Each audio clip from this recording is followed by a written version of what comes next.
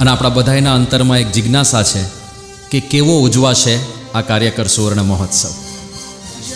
તો એક લાઈનમાં કહું તો જેવા ભવ્ય અને દિવ્ય આપણા કાર્યકરો છે એવો જ ભવ્ય અને દિવ્ય આ કાર્યકર સુવર્ણ મહોત્સવ ઉજવા. મને લાગે BAPSના ઇતિહાસમાં પ્રથમ વખત કોઈ મહોત્સવ એવો હશે કે જેની જય બે વખત બોલાય છે.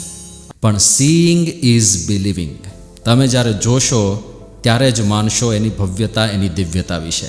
ટૂંકમાં કહું તો સંસ્થાના ઇતિહાસમાં સ્ટેડિયમમાં આ પ્રકારનો મહોત્સવ પૂર્વે ક્યારેય થયો નથી.